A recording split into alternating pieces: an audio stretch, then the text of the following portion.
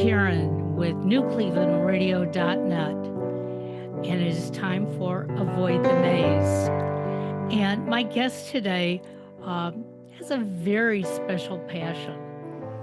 And we were talking before before going live, and one of the things I picked up from her was parenting today, and even back when I had my youngest son in the 90s, it's not like the way my parents raised me. I tried to do some of those things, but I guess society and work and all the noise we hear around us had me say, well, I'm just doing the best I can. But it's going to be interesting to hear what Susy Lee has to say about all this. You have a master's degree in psychology. You believe in peace and conflict studies. We really need you here in the U.S. with all the conflict that's going on. We need to start talking peace. But it does begin at home. So, Susy, explain to me how this became your passion, because it sounds like something I wish I had dreamt of, but I was so busy just trying to do the right thing. I think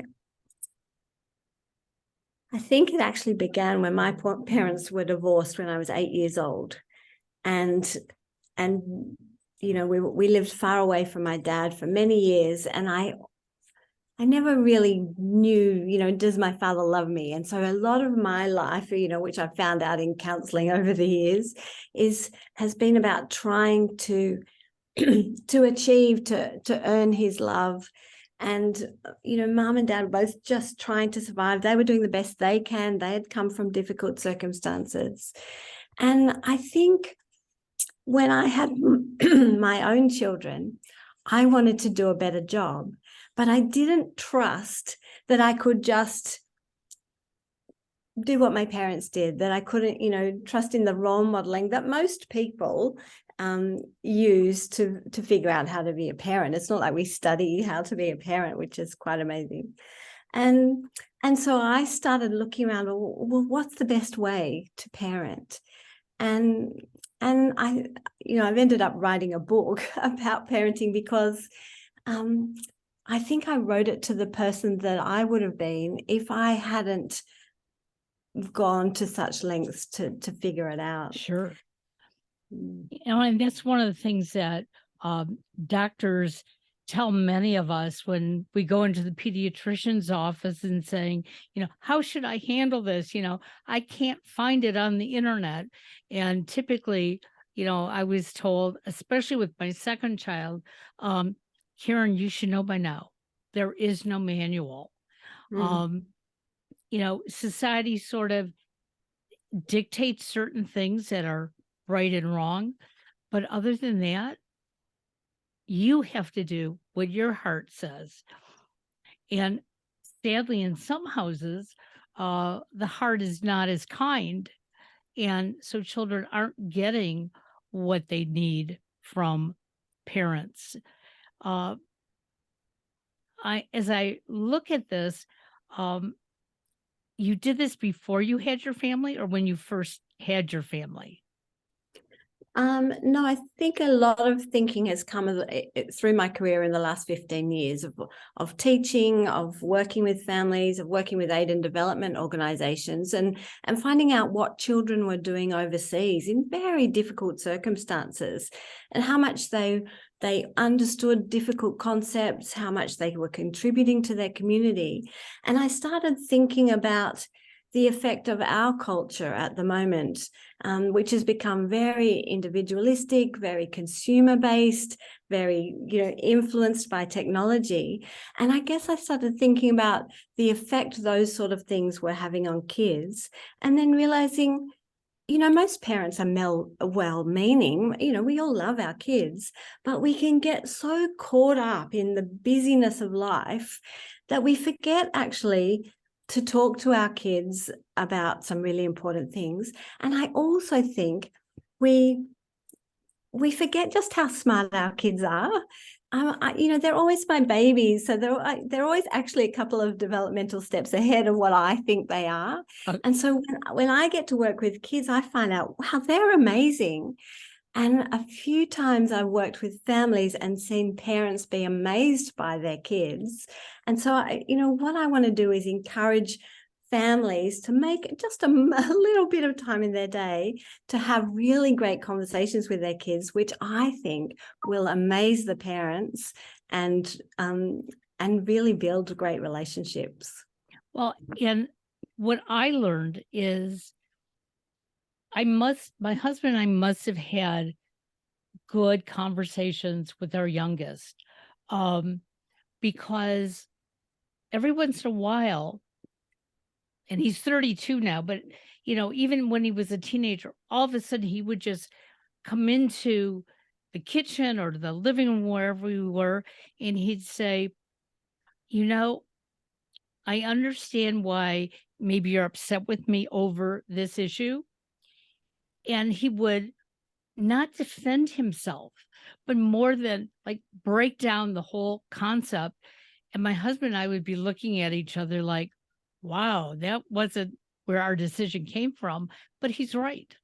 He, we came up with the right decision, and he sort of like put it all together. And I would say to him, where did this come from? And he said, well, at first I wanted to be mad at you, but I realized, how could I? Because I started thinking about it, and this is why you did what you did. And he just moved a little over 1,000 miles away for the first time, and he calls almost on a daily basis. But one of the things he said the other day was, we talked about a lot of things, and you always told me I should keep my things clean and neat, but you never showed me how to do it. And he's absolutely right. I'm a perfectionist when it comes to cleaning. And so I never expected him to do more than pick up his stuff off the floor. And I said, well, how's it going now that you've been on your own for 2 months? And he goes, it's a lot of work. I said, yeah, it can be. He said, I got to figure out a way to streamline it. So it was like, yes, we had great conversations, but the simple things in life, I never even showed him how to do them. Mm. It sounds like you have a really great relationship with him, though, that you have good communication. I can save you 2 years of a lot of reading and essays in a master's degree. When it comes to the theories of peace and conflict, it's the same whether we're talking internationally or interpersonally, because people are just people at the top or the bottom. It's all about communication. And I love when your son said, oh, I wanted to be mad at you, but then I thought about what you were actually thinking. That is just a beautiful gem, a great example of the wisdom of kids I'm talking about, I guess. I know, he's an adult, but Right. he's still a little kid.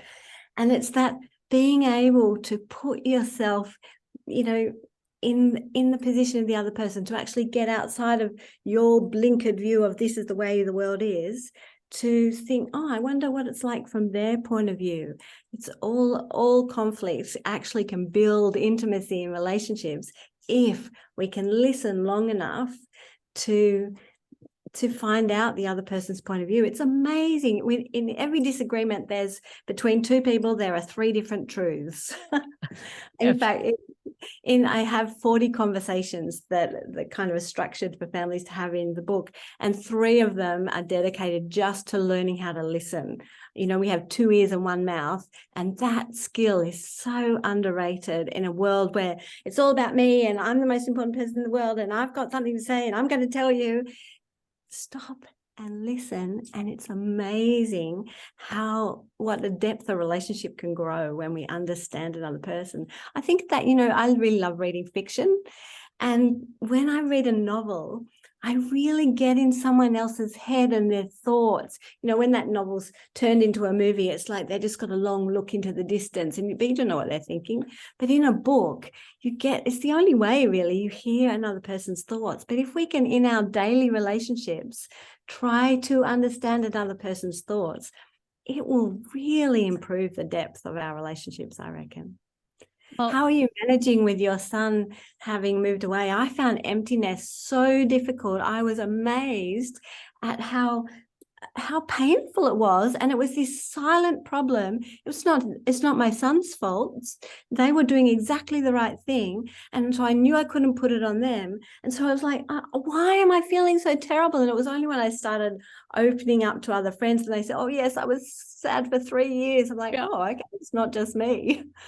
Well, and it's interesting. Everyone had warned me. So our son went away to school for the first year, didn't like it, came and moved back home, went to school, living at home, got a job, didn't feel like he could really move out. And we said, fine, we'll make accommodations, but you still have to be responsible for some things.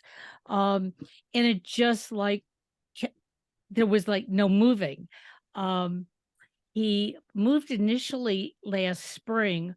That it was a horrible situation for him, but he was only like 5.5 hours away. So I could look at it and say, you know what? If I really, really wanted to, I could go see him every weekend. I knew that I wasn't going to do that, but that sort of helped me in this is great.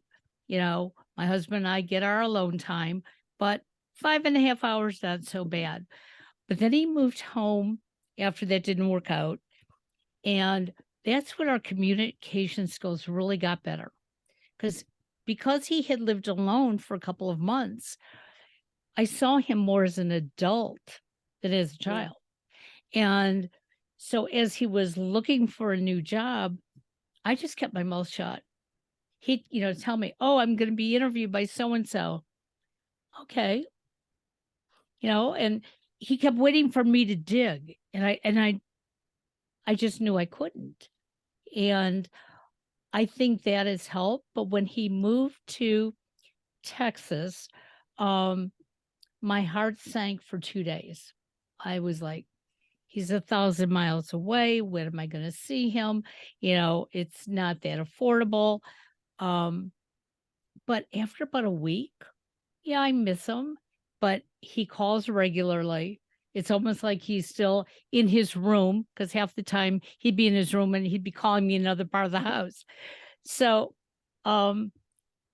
it can be painful. And I think that's just something that we all have to recognize.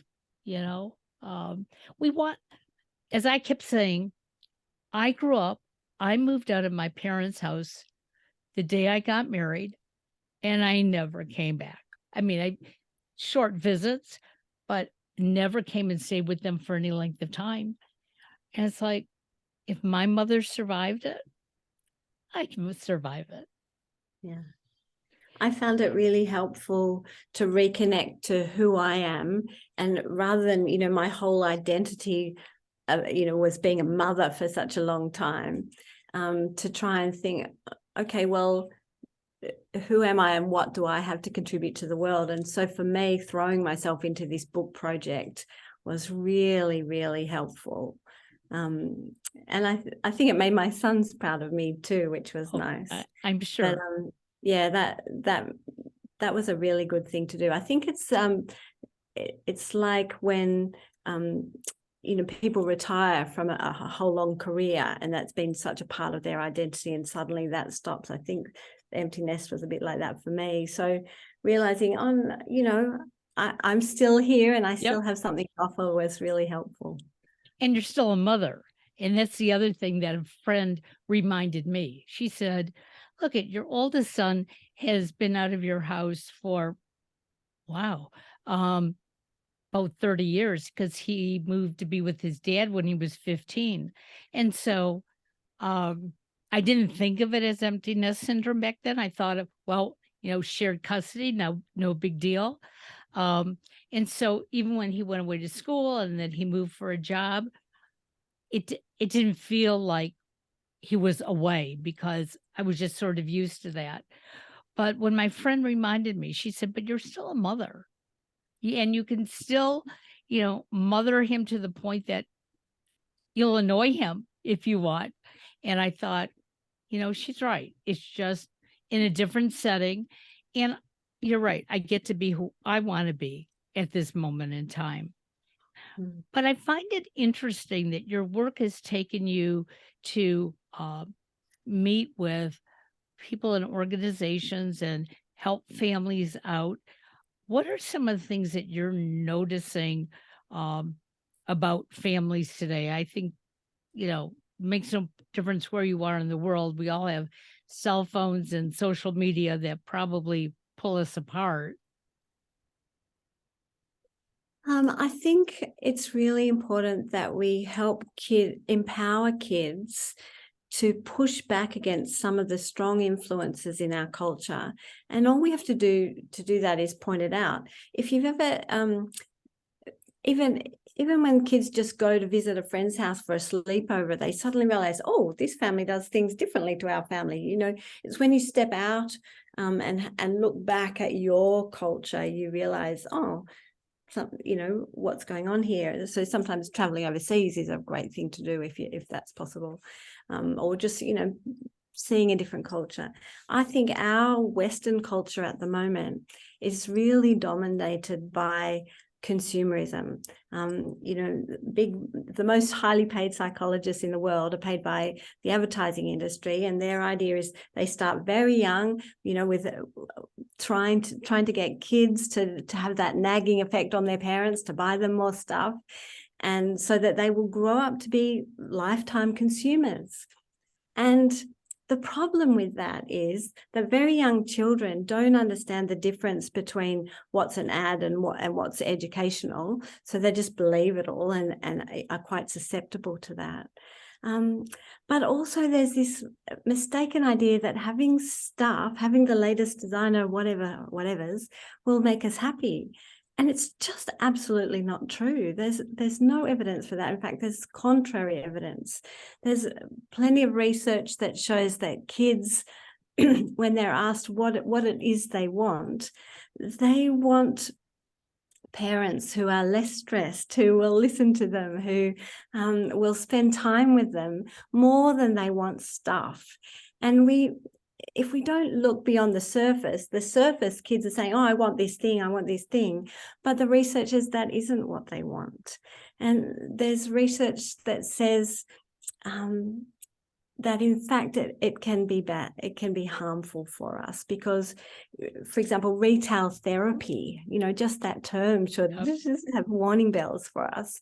Because, if we've had a bad day at work, or, a teacher's been difficult, or, something's relational has happened to us to make us unhappy, we think that going and getting retail therapy, buying something, will make us happy. But actually it's short-lived. It doesn't work. In fact, the advertising industry, I heard somebody quote that their idea is to find our deepest insecurities and crank them open with a crowbar. And this is not a good way to be helping kids.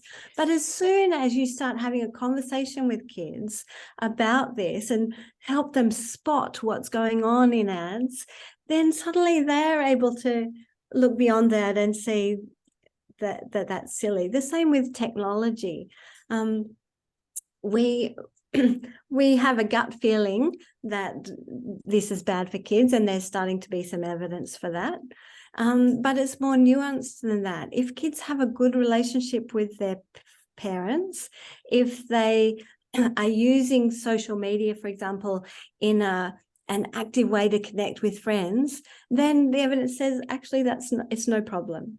But if kids are using social media because they don't have good, safe relationships at home, or, they don't feel loved and secure at home, or they're using it to just passively scroll and see how everyone else is going, then that's bad for them, right? So if we can have a conversation with our kids to point out some of these things to them, that gives them a little bit of, armor to be taking into the world with them. So, in my book, I've written some conversations with exactly that sort of information in, so that, hey, have a conversation about this as a family.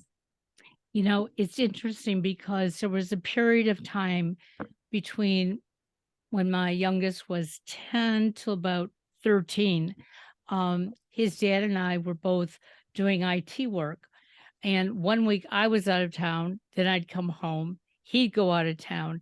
And we did that almost over a period of 3 years. And my mother-in-law lived close by. So she was the only constant in his life. And when I was home for the week, I'm a more I'm not as laid back as my husband, I guess is the best way to put it. Because my husband would come home from work and he'd call up his mother and say, "Hey, why don't we go out to dinner?" So my son didn't sit at home eating a dinner. He could order whatever he wanted on the menu because he was with dad and grandma. When I was home alone, I was making dinner. I was doing laundry. I was cleaning the house. I was doing my job. And so I wasn't the fun parent. And at one point, he even said to me, it's better when you're here than when dad's here. And I looked at him and I said, but, you and your dad, you go bowling, you go to the movies. He basically does your homework for you. And he goes, "Oh, no, no, no, he doesn't." And I was like, "Yeah, I know better than that." But he finally said, "Dad doesn't have any rules. And I don't know if I'm good or bad." And he said, "And neither does Gran." Wow, such wisdom. Yeah. And I thought about that because I was always feeling like the bad mom because, hey, go hang up your jacket. You have homework to do. You didn't finish your dinner, and it was constantly, barraging him with stuff. But then when he said it to me, I said, "So do you want your dad to be stricter with you?" And he said, "Yeah." And so that weekend when his dad came home, the two of us sat his dad down. And I'll tell you, my husband thought that we were ganging up on him. All we were trying to say is, could you set up some rules? Because he needs to know if he's doing it right or wrong. And it took my husband a long time to be able to do that. He wanted his son happy, and I get that. But if you don't learn from it. So when you talk to families, do you see that dynamic that one parent is either more involved or less involved than the other? Oh, yeah. People are different. Diversity is a marvelous thing. And so that, that's one, the nature of every family is different because every person in that family is different. And that's why communication is so incredibly important, to try and understand where everyone's coming from. Because if everybody's, it's great that you had that conversation with your son and his father, because then you can see, oh, okay, well, everyone's looking at this differently. It's fantastic. The wisdom of your son to be able to point that out is really amazing. So it doesn't really matter what different people are like. The quality of their conversation is what really matters. So did you have a regular time when you would sit down with your children and talk to them? Or again, that's a personality issue. My husband likes habits. He likes everything to be the same all the time, whereas I get bored silly if everything's the same all the time. I like to mix it up and be spontaneous. And so, in a family, you've got to manage both of those things. Sometimes with kids, a teachable moment just comes along and you just want to drop everything and stay in that moment. And sometimes that's not possible. Sometimes you think, yeah, I think it's time that we talk to our kids about our technology use. And right, we're going to, on Saturday, we're going to have a family dinner and we're going to have this conversation. So really anything works. The thing I think that's most important is to be intentional about it. Because otherwise, we just float along through life and things get forgotten. And my thing is about really exploring the stuff that matters, the stuff of relationships, the stuff of the effect of culture, our inner selves, the spiritual need that a person has for generosity and compassion and wisdom and humor and humility, and then exploring how we can contribute to the world. I'm really concerned that we help kids learn to be active participants in the world rather than just kind of passive observers of it. So that when, imagine if we raise a whole generation of kids who have this worldview that says, oh, there's a problem, I can do something about that, rather than, oh, there's a problem, I feel terrible and depressed and now I just want to watch Netflix. Yeah. But that doesn't just magically happen. We need to be role modeling. We need to be helping kids work out what their passion is, work out, what they're really good at, what they like and what the world needs, and finding where's the intersection of those things, and then giving them opportunities to slowly learn how to participate and grow in confidence of that. It's quite interesting. I guess I was maybe about 11 years old. My one brother was 19, the other brother was 15. And my parents decided out of the blue, Friday nights, we're going to eat in the dining room. And my mother was a working mother, so we all had things that we had to help her with on that Friday. And if my brothers were going out with their friends in the evening, they couldn't go out before a certain time. And the reason being, we were going to go around the table and have a discussion. And I don't think it lasted very long. It probably lasted a month or two because my brothers were like, no, I have a date at 7:00. I got to get out of here.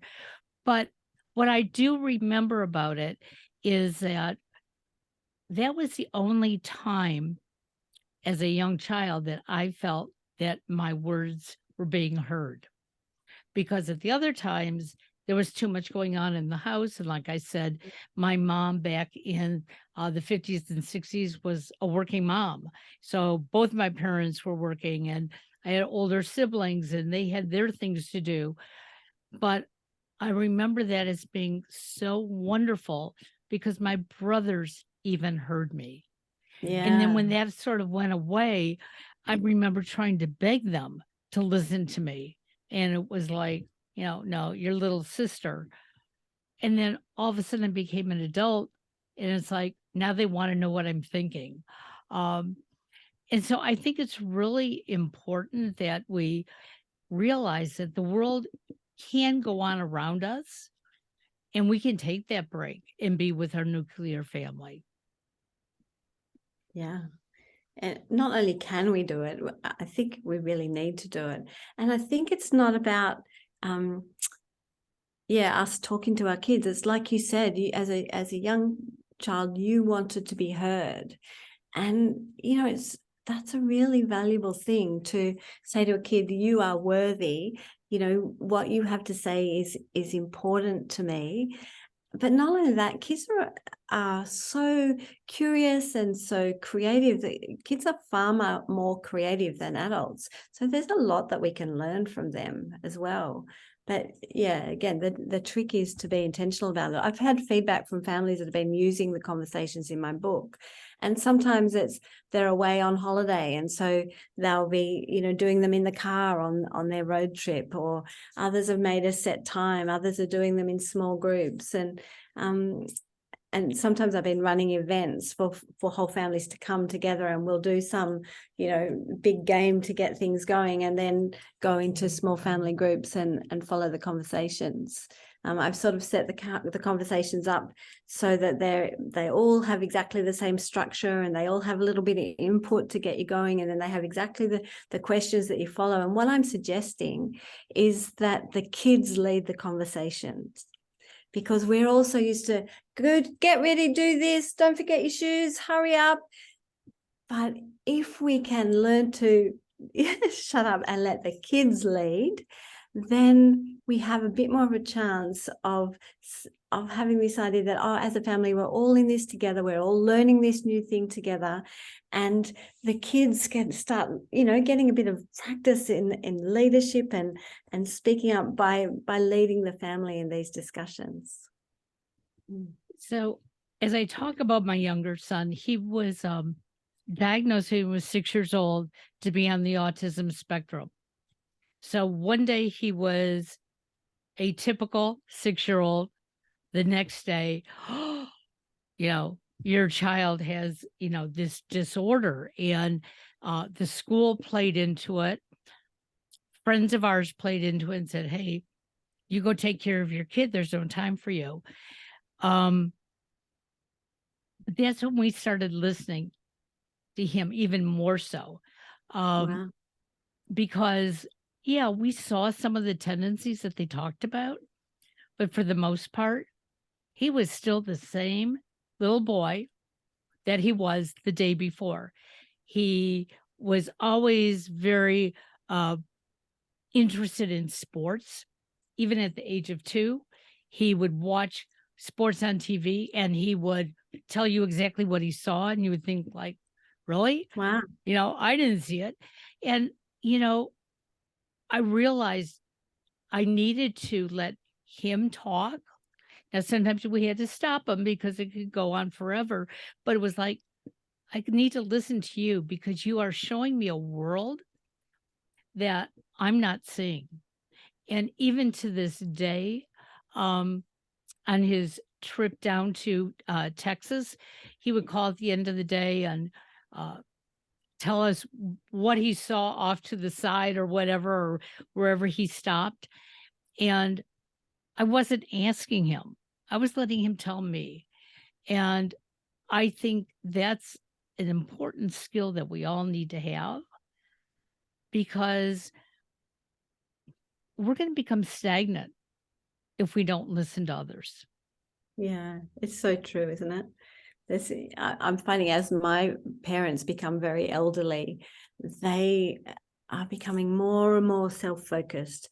They don't want to know about me or my children. They just want to tell me all about them, and it's quite tiring. And I'm learning from that. I don't want to be like that. And I think what I have to keep doing is being curious about other people, as being interested in other people and being interested in the world. And the really great thing about that is, I can't make anybody love me, and I'm scared about nobody loving me and visiting me when I'm old, but I can make myself lovable. And the best way to be lovable is to be someone that cares about other people. And I want my kids to be lovable people. And doesn't matter how high they can jump or how fast they can run or how smart they are or what they do for a job. If they're not lovable, they're not going to have a great life. And the way to be lovable is to be, a really good person at caring about others, caring about yourself first, caring about other people, and caring about the world. And I think that's what I'm trying to encourage. We have so many people are really interested in happiness. We just want our kids to be happy. But I think we make mistakes about what happiness is. Happiness is kind of this fleeting byproduct of good relationships and having some good purpose in life. But the evidence that psychology is showing us for what really makes us happy is caring about other people, being generous, being compassionate, being, having something purposeful to do. But research into the effect of our great wealth on us, because we're very wealthy countries. I'm in Australia, you're in America, we're wealthy countries. The more wealth you have, beyond a sort of certain level of survival, more wealth does not make you more happy. No. In fact, more wealth makes you less generous, less compassionate, less ethical, more entitled. And these are not caring, lovable things to be. So I think we need to really stop and think again about what are we doing intentionally to grow caring children.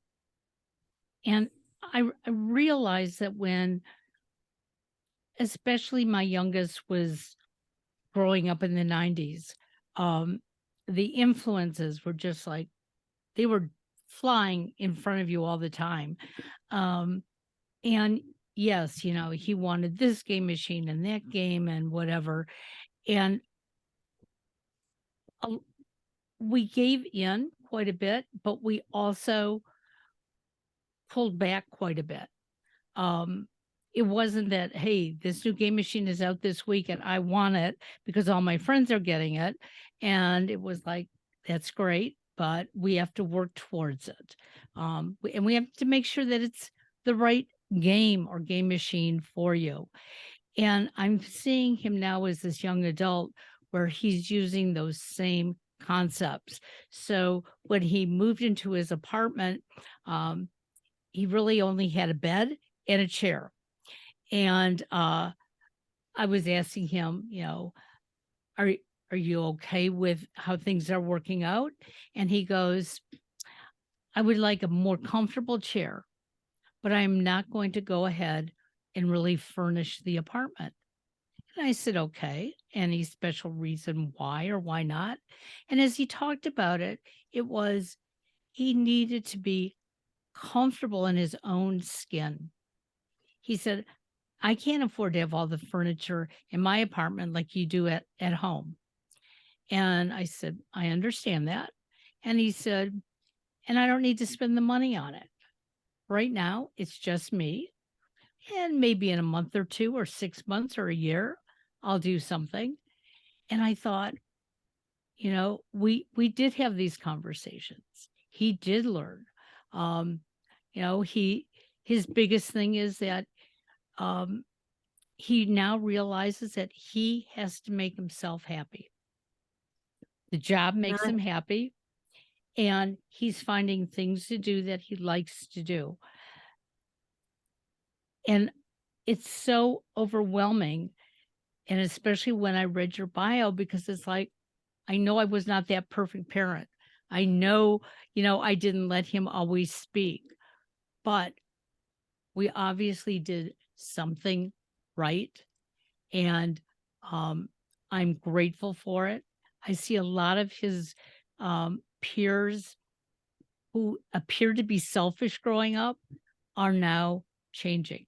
They are, they care about life. And so maybe with your book and your workshops, something like this maybe is going to start touching younger parents and saying, hey, you know what? Yeah, my child has something to say. Yeah. None of us can ever be perfect parents. It's like the sky's the limit. You can't do that to yourself. But being a bit intentional, thinking about, okay, what is it that I want to grow in my kids? They did, Harvard University did a study where they asked a whole lot of parents what it was that they wanted for their kids. And I think it was 96% of them said, oh, we want our kids to be caring, to be, ethical, caring people is very important to us. But then they did a really interesting thing. They asked the kids, what is it that you think your parents think is most important for you? And so 10,000 kids they asked, and 80% of those kids said, oh, our parents want us to be successful. They want us to achieve academically. They want us to be happy. They didn't say the same thing. They didn't say caring. And so there's a mismatch that tells me, okay, we really actually need to be a bit more thoughtful, intentional about this. But yeah, we're not going to be perfect, and we're living and learning. I often said to my kids, I'm making this up as I go along. I've never done exactly. this before. But balance is everything. Like you just said, there are influences. You don't say, oh no, I'm never going to give you any technology or never take you shopping. Of course you don't do that, but balance is really important. We're always checking, have I got that balance right? Absolutely. So hold up your book and tell us a little bit more about it. What can parents expect from the book? This is my book. These are my two sons and my two nephews. We lived together for 6 years with my brother-in-law and his wife while all our kids were born. So they're cousins, but they're practically brothers. Two of them are 4 weeks apart. We had a twin pram and everything. The book's called Raising Kids Who Care, and it's practical conversations. We're exploring stuff that matters together. And so it's some information for parents, some of the good science for how to have a good conversation, to be positive, not that critical thinking that we're trained, in school, to analyze everything and pull it apart and say what's wrong with it, but how to have a positive, creative conversation, and how to, instead of doing all the talking, make sure we're listening and being curious. And then I've got 40 conversations on 4 different big areas of life. The first big area is, like I said, relationships are the most important thing. Do we have good listening skills? How do we cope when we've made a mistake? How do we forgive someone? What do we do? How do we have a fight fair? How do we resolve conflicts, in a way which will build intimacy in relationships? The second big area, there's 10 conversations about the effect of our culture. So consumerism, there's some difficult conversations to have about technology. And then the third big area is our inner selves. So thinking about wisdom, thinking about generosity and gratitude, and keeping ourselves calm when bad things happen, and finding our purpose in life. There's a couple of exercises, activities that you can do as a family together, to start working out what is that intersection between what I'm interested in, what I'm good at, and what the world needs. And then the fourth set of conversations are about the world and big issues like, what do we do about poverty? And I have some information there about what kids are doing around the world that's really making an impact. And that is inspiring, I think, to kids. And I think what we have to do is give kids opportunities to respond when they find out about big problems in the world. If they just, our little reptile brains have really only evolved to manage 100 to 150 people. So if we were in a village and Mrs. Jones's house burned down, we could physically go and help rebuild. We could take her some blankets and we could make her a casserole. Our kids could be involved in that. But now, if you watch the news, which I think is actually bad for our mental health, every bad thing that happens in the world. Right. And after a while, your brain can't cope with that. It's depressing. You feel guilty. It's like, it feels awful. I don't know what to do. I just want to watch Netflix, right? Yeah. So if instead we can say to our kids, there's some kids who are struggling, they don't have clean water. Maybe we could do some chores around the house and we could help these kids. What do you think, kids, would be a good thing to help them? And the kids might say, I want to have a lemonade stall, or I want to wash cars, or I want us to sponsor a child, or whatever it is. But there are some conversations in here to actually help families think, what is it that we care about, and what could we do as a family so that we're contributing to the world, to start giving kids a little bit of practice so that when they get in the world, they're contributors to society. Absolutely. I just have to share that when my son was about 10 years old, there was a family that lives near his school, and the mother was out of town with one of the brothers. The father was home with 2 children, and Sunday morning, Super Bowl day, they woke up to a fire in their house, and the father got out, but the 2 young boys didn't. Oh, no. And one of the young boys happened to have been, he was in, I think, one of my son's classes. So my son knew him, but they weren't friends. But as soon as he heard about it, he said, we have to do something. And I said, well, what can we do? And he came up with this idea on his own that he wanted to do a kids' night out at his school. He wanted all the local companies around to donate pizza and pop and whatever. And the parents would pay for their kids to come on a Friday evening for a social. And these were kids typically who didn't have after school parties. And I looked at him and I said, well, how are we going to do this? He said, tomorrow after school, come with me and we're going to go to all the businesses. And let me tell you, he pulled it off. He called the TV station and told the TV station, and he said, it's not about me. I want to raise more money for the family. And his dad and I kept saying, what can we do? And he said, well, you can go pick up the supplies because I can't drive. He had it all together. And I think his dad and I are very caring people, but I was so amazed that he came up with this himself. It wasn't, Yeah. let's just go have a bake sale and give his family $25. He wanted the family to have something. And so I think our children, when we give them that opportunity, my first reaction was, no, we can't do that. But I Yeah. listened to him and I was like, well, we can try. What's the worst thing? Everybody's going to turn us down? And they didn't. So I That think we're is a really great story. Yeah. so your boys are grown at this point, I'm assuming, correct? Let me tell you, I have just become a grandmother. Well, I have congratulations. sons, I have a whole heap of nephews, and I've just got a little granddaughter. She's 3 Oh, months old. how wonderful. Yeah. So your boys have been raised and now they're going to raise their families and you're And gonna they're both caring boys who are involved in caring for the planet as well. They're one's a renewable energy engineer, and he's working to make sure that new buildings that get built are as energy efficient as possible. And the other one is really into birds and into conservation of birds and nature. And yeah, he's just started a PhD, so I'm extremely proud. I'm sure you are. Well, Susie, I want to thank you so much for joining us today. Hold up your book again so everybody can see it, and we'll put it in our show notes. So, Raising Kids Who Care. Um, absolutely. I think it's wonderful. And I'm going to go purchase my copy and I'm Excellent. going to share it with the world. Thank you, Susie. Have a Thanks great so day. much. Bye bye Bye. now.